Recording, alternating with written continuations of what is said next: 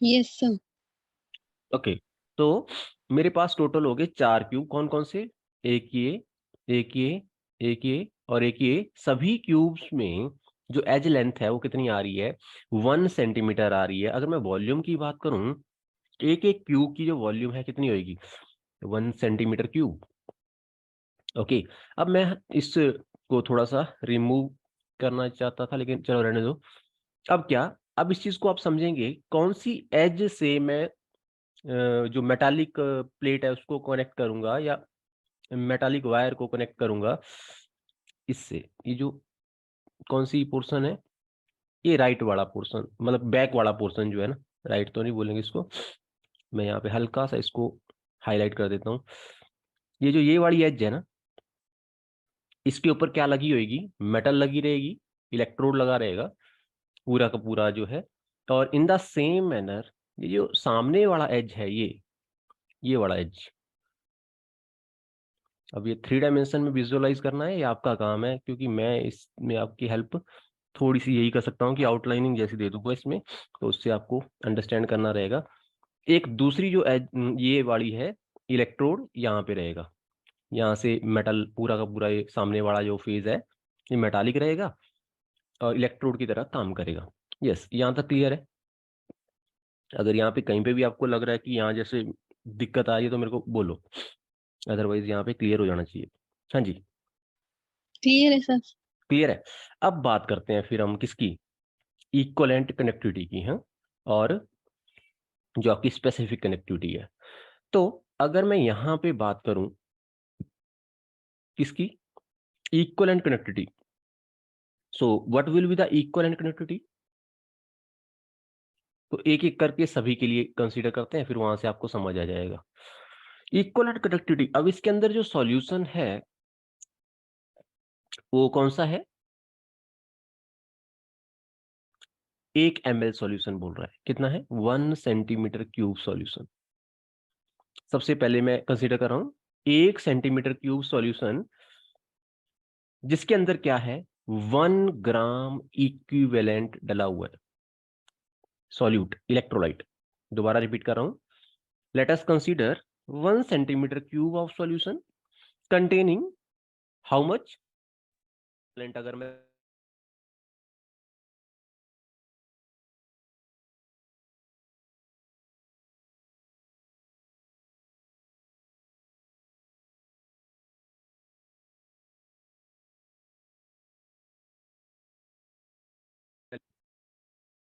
Sir आपकी आवाज नहीं आ रही। हाँ, साउंड नहीं थी बीच में, अभी सही है? Yes sir. ओके, सो मैं बात कर रहा था क्या, हमने क्या कंसिडरेशन करना है? सबसे पहले 1 ml या 1 सेंटीमीटर क्यूब हमने क्या लिया? सॉल्यूशन लिया, और उसमें कितना सब्सटेंस डाल दिया? क्वांटिटी कितनी डाली सॉल्यूट की?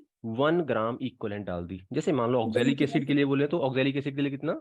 63 ग्राम हमने ऑक्जेलिक एसिड उसके अंदर एड अप कर दिया, है ना? इसी वेसल की मैं बात कर रहा हूँ। नाउ इस ये जो हमारे पास सॉल्यूशन है, इसकी जो कंडक्टेंस आएगी उसको क्या बोलेंगे हम? It is known as what? Equivalent connectivity. Yes और नो? यही यस बोला था ना सर। कल, कल की जो डेफिनेशन है उसके अकॉर्डिंग ये क्या होगी? It will be equivalent connectivity. Lambda eq करके करके इसको लिखते थे ना। फर्दर, अब आगे बात करते हैं। If 1 centimetre cube of this solution taken contain 1 gram equivalent, this means it is equivalent connectivity, जो कि बाय डेफिनेशन है। अब 1 centimetre cube of this solution containing 1 gram equivalent of electrolyte is considered equivalent connectivity will be equal to what? Specific connectivity. अभी अगर हम बात करें specific connectivity और इक्वलेंट कनेक्टिविटी, इस केस में क्या होंगी? बराबर होंगी। समझ पा रहे हो कि नहीं? बट स्पेसिफिक कनेक्टिविटी चेक करो। Specific connectivity reciprocal of is resistivity. Reciprocal of resistivity ना। Yes sir. One by rho. और रो किसके बराबर होता था? वो भी आपको याद होएगा, आप भूल गए के? कैसे किया था? आर इज इक्वल टू क्या? Sir R A upon L होता है। Rho L over L A होता था upon ना। E. अब इस केस में क्या हो जाएगा, ए ओवर एल है ना। जब रेजिस्टिविटी हम्म, नीचे आ गई तो क्या आ जाएगा, this will be A R A upon over L. L and R, this is specific connectivity. अब यहाँ पे देखो, आप हमने क्या लिया, 1 सेंटीमीटर डिस्टेंस है तो लेंथ कितनी होएगी, 1 सेंटीमीटर। अब ये जो सॉल्यूशन हमने डाला होएगा ये सिंगल एक ब्लॉक के अंदर ही आ जाएगा, है ना। अगर मैं एरिया क्रॉस सेक्शन की बात करूं, this will be what, 1 centimetre square 1 centimetre cube area बच्चे। Square sorry. हाँ स्क्वायर है ना। तो रेजिस्टेंस यहाँ से आपके पास क्या, तो फिर जो स्पेसिफिक कनेक्टिविटी आएगी that will be equal to what, that will be equal to equivalent connectivity. अब आप समझ पा रहे होंगे स्पेसिफिक और इक्वलेंट में क्या फर्क था, अकेला अकेला सॉल्यूट की क्वांटिटी का, है ना। बाकी तो हमने सेम रखा है क्योंकि 1 सेंटीमीटर क्यूब वॉल्यूम आ रही है टोटल, तो फिर जो कनेक्टिविटी आएगी स्पेसिफिक कनेक्टिविटी और इक्वलेंट कनेक्टिविटी दोनों क्या होंगी, बराबर होंगी। अब क्या किया हमने, यहाँ पे वेरिएशन करा, थोड़ा सा वेरिएशन क्या कर दिया, लेट अस कंसीडर, अब ये चारों वॉल्यूम चारों क्यूब की हम बात कर रहे हैं, ये जो चारों के चारों क्यूब है, अब इनकी अगर हम बात करें, ठीक है, और इन चारों क्यूब के अंदर कितना सॉल्यूशन डला हुआ है, 1 ग्राम इक्वलेंट इलेक्ट्रोलाइट डला हुआ है ना। ये जो चारों के चारों, पहले तो हमने सिंगल एक की बात करी कि अगर एक क्यूब होता, है ना, कंसीडरेशन क्या करी, सिंगल एक क्यूब होता, उसके अंदर हम क्या डाल देते, 1 ग्राम इक्वलेंट इलेक्ट्रोलाइट डाल देते सॉल्यूशन के अंदर, तो वो क्या होनी थी, वहां पे केस क्या आ जाना था, equivalent connectivity is equal to this specific connectivity. लेकिन अभी क्या हुआ, अभी हमने चारों, ये जो पूरा बड़े वाला क्यूब है ना, जिसके अंदर अगर मैं अलग अलग से देखूं तो 4 क्यूब आ जाते हैं 1 सेंटीमीटर क्यूब वॉल्यूम वाले। तो ऐसे क्यूब को जिसकी वॉल्यूम कितनी थी, 4 सेंटीमीटर क्यूब थी, इसके अंदर अब मैंने डाल दिया क्या, 1 ग्राम इक्विवेलेंट इलेक्ट्रोलाइट। मतलब दोबारा से वही ऑक्जेलिक एसिड अगर डाला होगा तो कितना होगा, 63 ग्राम, सोडियम हाइड्रोक्साइड अगर डाला होगा तो कितना होगा, 40 ग्राम। तो 1 ग्राम इक्विवेलेंट इलेक्ट्रोलाइट डाल दिया। अब इसकी अगर मैं कंडक्टेंस की बात करूं, अगर इसकी कंडक्टेंस की बात करें, तो क्योंकि जो डिस्टेंस है दोनों इलेक्ट्रोड के बीच की वो कितनी है, 1 सेंटीमीटर है। जो आपका सॉल्यूशन है उसकी कंसंट्रेशन कितनी है, 1 इक्वलेंट पूरे 4 ml के अंदर, है ना। 4 सेंटीमीटर क्यूब के अंदर कितना डला हुआ है, 1 इक्वलेंट। ये वॉल्यूम जितनी मर्जी हो, हमें उससे नहीं मतलब होता, जो क्वांटिटी है इलेक्ट्रोलाइट की अगर वो 1 इक्वलेंट है तो this will be what, equivalent connectivity. समझ आ गया, ये सुनो। अब इसके अंदर जो मैंने यस सॉल्यूशन सर। डाला, चाहे वो 4 ml है, चाहे वो 100 ml है, चाहे वो 1000 ml है, अगर उसके अंदर सॉल्यूट की क्वांटिटी कितनी है, 1 इक्विवेलेंट है, तो ये जो सॉल्यूशन होएगा इसकी जो कनेक्टिविटी हमारे पास आएगी that is known as equivalent connectivity. अब 4 ml टोटल सॉल्यूशन है, उसको हमने कितने हिस्सों में डिवाइड कर देना है, 4 हिस्सों में डिवाइड कर देना है, क्योंकि एक क्यूब के अंदर 1 ml आता है, 1 centimetre cube is equal to 1 ml, ये आपको क्लियर होना चाहिए पहले, ये तो पता है, 1 centimetre cube is equal to 1 ml। तो मैं इसीलिए ml बीच में बोलने जा रहा हूँ, मे बी आपको क्लियर ना हो तो क्लियर कर लेना ना। अब ये 4 ml सॉल्यूशन था, कितने ml सॉल्यूशन था, 4 ml सॉल्यूशन, जिसको मैंने 4 हिस्सों में डिवाइड कर दिया, एक हिस्सा इधर आएगा, एक सेकंड ब्लॉक में, एक तीसरे में और एक चौथे में आ जाएगा। समझ आ गया, ये सुनो। Yes sir. अगर ये समझ आ गया, अब मेरे को बताओ, अगर मैं इस सिंगल ब्लॉक में इस तरीके से अरेंजमेंट अरेंजमेंट हो ही रखा है, अदरवाइज सिंगल ब्लॉक के लिए अगर मेरे को स्पेसिफिक कंडक्टेंस मैयर करनी हो, सिंगल ब्लॉक के लिए अगर मेरे को स्पेसिफिक कंडक्टेंस मैयर करनी हो, तो वो कैसे आएगी, वो समझ आ गया आपको क्या, ये जो दोनों ब्लॉक हैं, एक ये वाला एंड और एक ये वाला एंड, आमने सामने वाले जो एंड है, इनको अगर हम वायर से कनेक्ट करके और इसकी कंडक्टेंस मेजर कर लेंगे, that will be specific conductance, reason being the area of cross section is 1 centimetre square, the distance between two electrode is 1 centimetre. तो ये क्या हो जाएगा, स्पेसिफिक कंडक्टेंस हो जाएगा स्पेसिफिक ना, है ना। कंडक्टेंस। तो एक क्यूब की जो कंडक्टेंस है that will be specific conductance. और ऐसे कितने क्यूब हैं हमारे पास, 4 बता सकते? 4 है ना, तो क्या हो जाएगा, मल्टीप्लाई into बाई 4। 4। बस इतनी सी बात हमने समझ नहीं थी, मे भी थोड़ा मैं एक्सप्लेन करने में दिक्कत आ रही है मेरे को, लेकिन फिर भी आप समझ पा रहे होंगे। एक बार दोबारा मैं ट्राई करता हूँ, अगर क्लियर हो जाता है तो। क्या बोला मैंने, हमने एक क्यूब लिया और क्यूब में इस तरीके से अरेंजमेंट किया कि जो दो साइड्स हैं उनका जो डिस्टेंस है वो 1 सेंटीमीटर हो जाए, जो कि मैंने यहाँ पे आपको दिखाया। अब क्या, इस टोटल क्यूब को हमने 4 हिस्सों में इस तरीके से डिवाइड किया कि सिंगल सिंगल जो हिस्सा आए उसकी वॉल्यूम कितनी आए, 1 सेंटीमीटर क्यूब आ जाए। समझ आ गया यहाँ तक? फिर उसके बाद अब क्या, इसके अंदर मैंने सबसे पहले एक्सपेरिमेंटेशन जब स्टार्ट किया तो इसको रिमूव कर देता हूँ। एक्सपेरिमेंटेशन स्टार्ट करने के दौरान मैंने इसके अंदर डाला 1 ग्राम इक्वलेंट इलेक्ट्रोलाइट और टोटल सॉल्यूशन बना दिया 1 ml। मतलब क्या, वो जो सारा का सारा सॉल्यूशन होएगा वो सिंगल एक क्यूब के अंदर आ जा रहा होगा। यस और नो? क्योंकि एक क्यूब की वॉल्यूम कितनी है, 1 सेंटीमीटर क्यूब या 1 ml।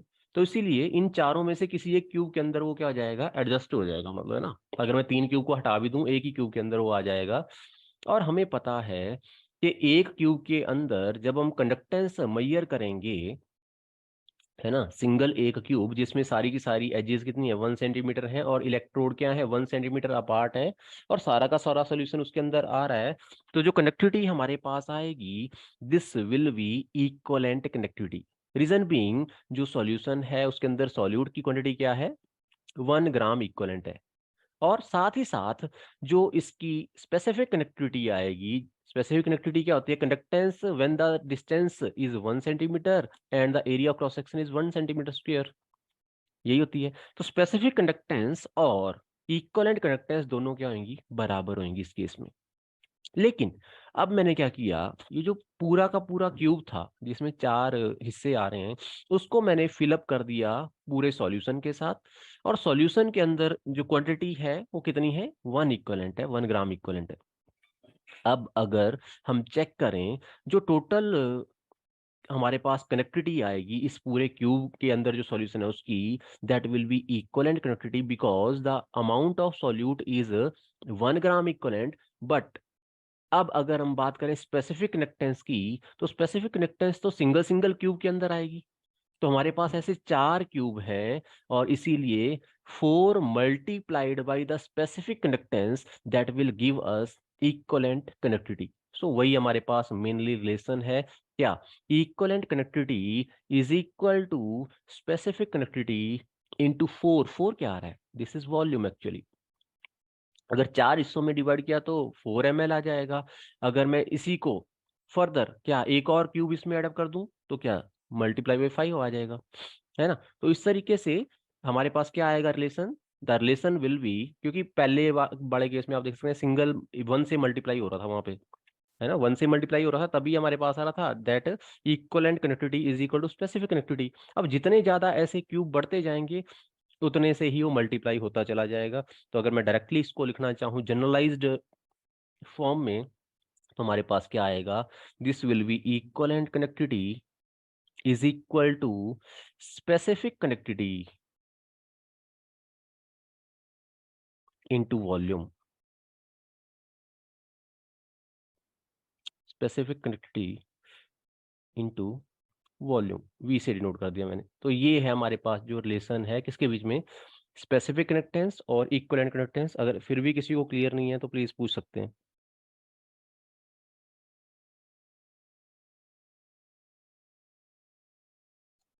हाँ जी, क्लियर है बच्चे? Yes sir. Yes sir. Okay, अगर ये क्लियर है, इसी के बिल्कुल पैरेलल में क्या होती है, मोलर कनेक्टिविटी, है ना।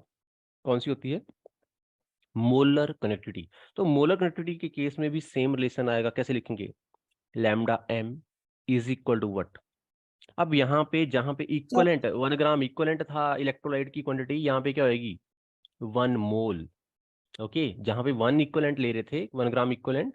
अब मोलर कनेक्टिविटी के केस में क्या होती है, 1 मोल क्वांटिटी लेंगे इलेक्ट्रोलाइट की, तो दोबारा सेम चीज आएगी, क्या, स्पेसिफिक कनेक्टिविटी इनटू वॉल्यूम।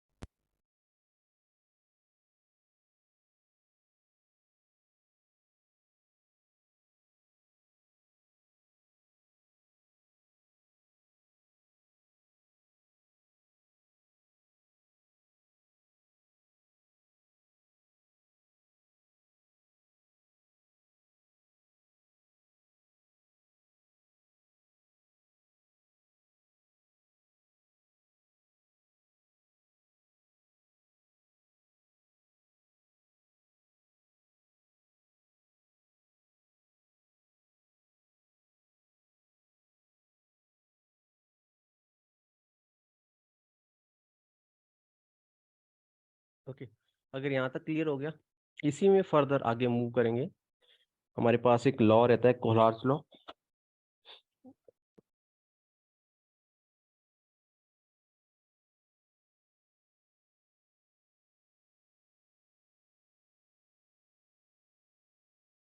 जिसके बेसिस के ऊपर मोस्टली क्वेश्चन पूछ लिया जाता है।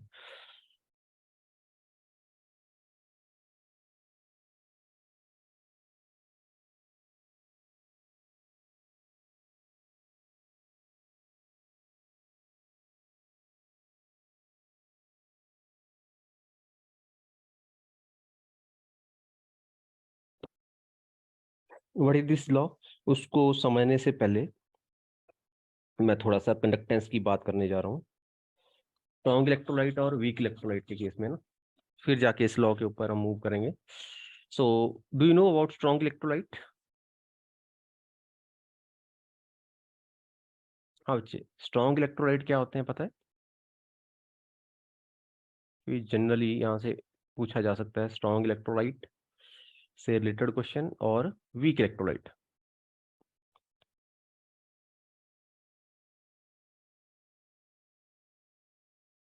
नाम से ही पता चल रहा है इलेक्ट्रोलाइट का मतलब क्या होता है। इलेक्ट्रोलाइट का मतलब हुआ जो क्या करेगा, कंडक्ट करेगा इलेक्ट्रिसिटी।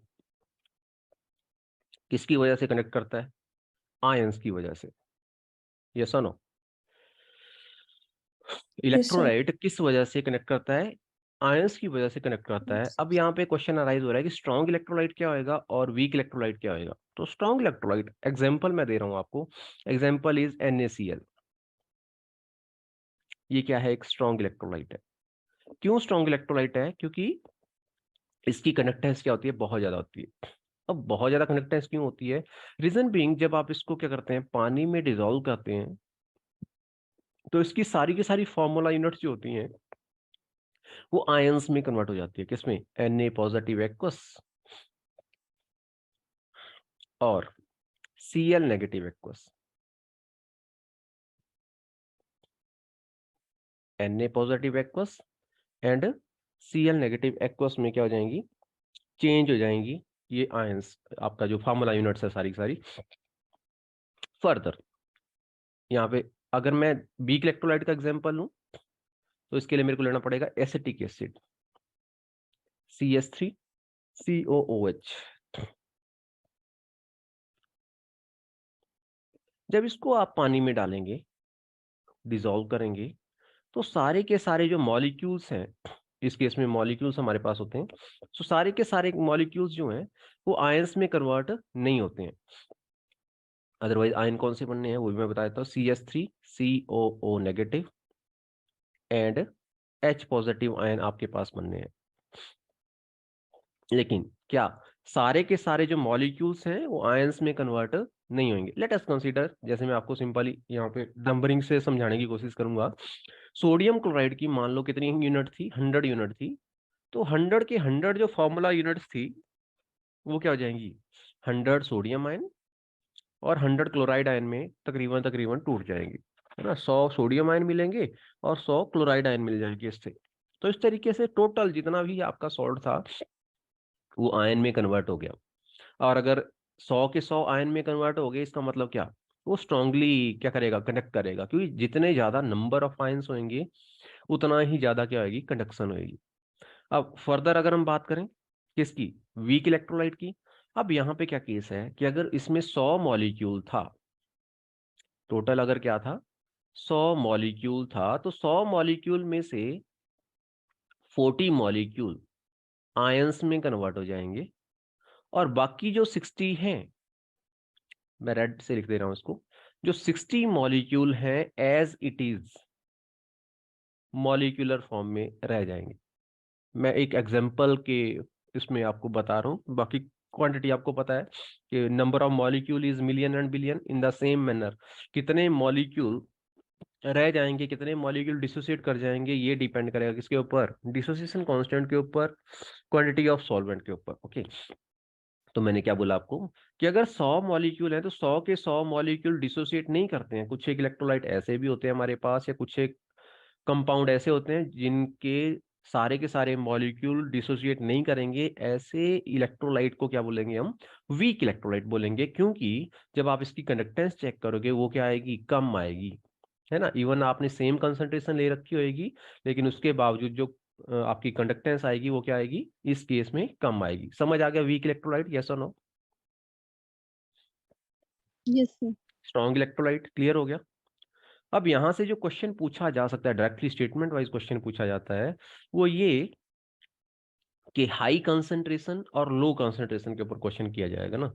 सो अगर आपसे कोई क्वेश्चन करे कि स्ट्रॉन्ग इलेक्ट्रोलाइट के केस में, फॉर स्ट्रॉन्ग इलेक्ट्रोलाइट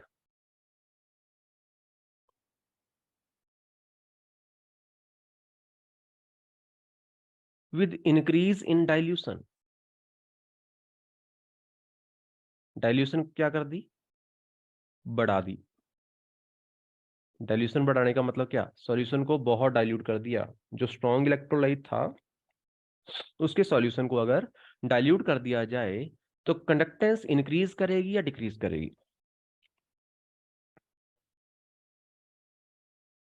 हाँ जी, समझ आ रहा है, यस और नो?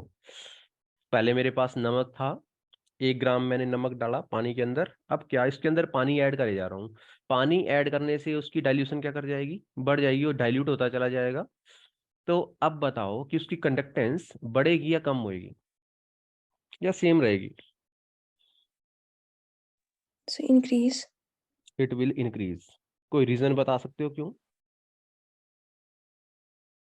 सर आपने ऊपर एग्जांपल करवाया तो NaCl में H2O मिक्स किया है आपने, हाँ हाँ, तो तो फिर वो Na cos तो 100 कंप्लीट हो गए हाँ, थे ना। Number of ions is remaining same. अगर नंबर ऑफ आयंस सेम रह रहे हैं तो कंडक्टेंस कैसे बढ़ रही है फिर? कंडक्टेंस डिपेंड करती है ना आयंस पे। हाँ, तो आयंस तो सेम रह रहे हैं ना, मैं वही डिसोसिएट बोल रहा होने हूँ। के। अगर आप पानी ज्यादा भी डाल, अरे देखो ना, आप समझ नहीं पा रहे, मेरा क्वेश्चन नहीं समझ पाए मेरे ख्याल में ना। डाइल्यूशन करने का मतलब क्या होता है पता है? ये है, ये कंटेनर है, इस कंटेनर के अंदर आपने क्या कर दिया, नमक डाल दिया। कितना डाला, मान लो 100 फॉर्मूला यूनिट आपने NaCl की डाल दी, है ना। आपने कोई भी क्वांटिटी डाली होगी, हो सकता है आपने 1 ग्राम डाला, 2 ग्राम डाला, मिलीग्राम डाला, जितना भी डाला, 100 मैं कंसीडर कर रहा हूँ कि उसमें नंबर ऑफ जो फॉर्मूला यूनिट्स होंगी वो तो इक्वल रहेंगी ना। अब थोड़ी वो चेंज हो सकती है जब आपने इसमें नमक डाल दिया। अब आप क्या कर रहे हैं, पानी की क्वांटिटी बढ़ाए जा रहे हैं। पानी की क्वांटिटी कैसे बढ़ा रहे हो, पहले आपने लिया था 10 ml पानी, फिर आपने 10 ml और बढ़ा दिया, फिर आपने 10 ml और बढ़ा दिया, तो क्या हो रही है, वॉल्यूम बढ़े जा रही है। अब मेरा क्वेश्चन है कि वॉल्यूम के बढ़ाने के साथ या डाइल्यूशन करने के साथ जो आपका इलेक्ट्रोलाइट है, इसकी कंडक्टेंस बढ़ेगी या कम होएगी? क्योंकि नंबर ऑफ आयंस तो सेम ही रहेंगे ना। अब सोडियम आयन भी 100 ही मिलेंगे, क्लोराइड आयन भी सेम सेम ही मिलेंगे, स्ट्रॉन्ग इलेक्ट्रोलाइट के केस में मैं बात कर रहा हूँ, है ना। अगर आप डाइल्यूशन इंक्रीज कर रहे हो, डाइल्यूशन ज्यादा करने जा रहे हो, तो उसकी वजह से कंडक्टेंस बढ़ेगी या कम होएगी?